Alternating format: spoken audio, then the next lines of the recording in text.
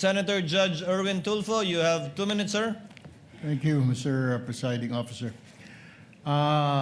Sa ating pong testigo, kahapon po nabanggit ho ninyo na meron na po kayong persons of interest na umano'y kinausap na po ng VP Vice President Sara Duterte para patayin umano ang Pangulo, First Lady at former Speaker of the House. Ang tanong ko po, paano pala ho ninyo ito natalisod o natunto ng impormasyong ito? Gayong sa kanya pong press con, wala naman pong siyang sinabi kung sino mga taong ito. Sinabi niya lang na may kinausap na ho siya. How did you find out?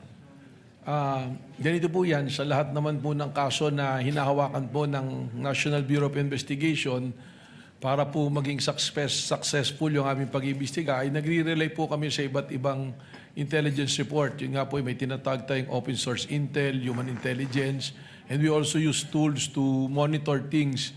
At nag-trim down po tayo niyan, tinitingnan po natin hanggang dumating tayo doon sa punto na mayroon pong resolusyon yung ating pong kasong tinitingnan. With regards to po sa persons of interest, yung prosesong din yan po ang atin pong sinundan. Okay. Without mentioning po kung sino itong mga tao na ito or yung pagkakilala nila, kung nasaan sila, maaari po ba ninyong bigyan kami ng ideya itong mga persons of interest na ito? Kung ano po talaga ang trabaho nila, kung sila po ba talaga yung mga hitman o mga gun for hire o riding in tandem, ano ho ang klaseng trabaho meron itong mga ito? Well, siguro po ganito, although I cannot reveal so much in the identity, but going to the process na sinasabi ko nga po, so we're using informants. May mga sinusundan po tayo. Ang una-una ating pong tinignan dyan, yun nga pong sinabi na kumausap ng papatay at yung pong papatay ay pumayag na. So, ano pong ginawa natin dito? Tinignan na natin kung saan spear po papasok, sino ba yung pwede, saan ba pwedeng nanggaling yon? Hindi kagad sino, saan po ba pwedeng nanggaling yon? At lumalabas po rito, alam natin yung kasaysayan, malawak po ang kanyang tinatawag na connection, yung network po. Alam naman natin na siya'y Vice Presidente at ang dating Pangulo ay kanyang ama. Ibig sabihin, nakadevelop po ito ng mga relasyon. Unang-una na sa mga men in uniform na hanggang sa ngayon, marami po rito na na-appoint pa niya nung panahon na sila ay nandiyan. Nandiyan din po, binanggit ko yung Vice President Sara sa security group at yung pong mga double death squad. So tinignan po natin at tinignan by process of elimination yung mga tao po na maaaring doon nang galing or maaaring nakakaalam. And by process of elimination, nag-start po kami maraming individuals hanggang sa matrim down po namin ng matrim down. Hanggang sa ngayon, kaya sinabi ko po kahapon sa kagalang-galang sa katanungan ng ating Senate President po, gaano ba katagal pa to? And I said, we have great progress. Dahil lang simula po kami sa marami ngayon na trim down na po namin sa iilan na personalidad po. Okay, pangalawa sa huling katanungan ko po, Ginoong Testigo, ay ito pong threat na ito po hanggang ngayon ay continuing threat po ito or pwedeng i-execute anytime ng mga sinasabi ninyong persons of interest? Yun na po yung atin pong pangamba na nakikita. Because hindi po natin nakukuha, sigurado po tayo na may kinausap at pumayag, subalit yung pagkakakilanlan ng taong kinausap ay hindi pa rin po natin nakukuha. So ibig sabihin po, yung threat po na ito sa Pangulo is a continuing and active threat po and serious. So yun po yung gusto nating i-address dito. Panguling katanungan na lamang, Mr. Witness, na-imporma na po ba ang Pangulo at ang kanyang PSG para alam ho nila ang kanilang gagawin at hindi po sila malingat sa kanilang seguridad?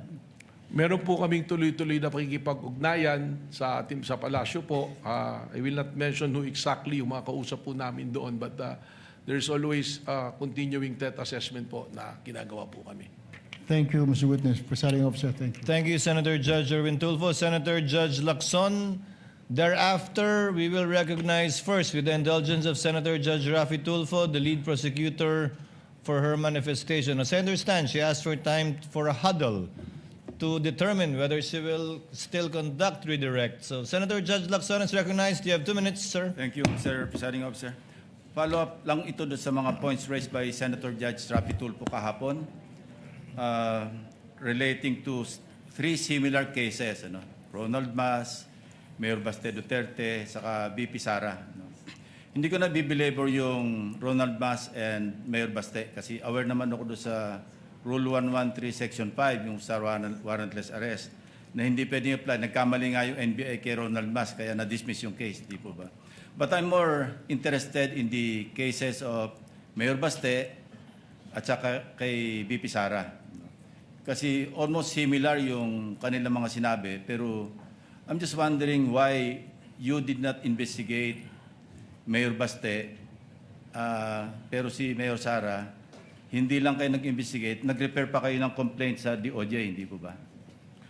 Yun po yung amin pong ginawang investigasyon ay doon na po sa threat na sinasabi namin na pangkalawakan. Yung dito po kay Mayor Baste, kaya hindi po natin na inimbestigahan, isinasama po namin dito sa task force na ito to come out with the report eventually. But we have coordination also po with other agencies. Yes. So walang ongoing law enforcement investigation against Mayor Baste?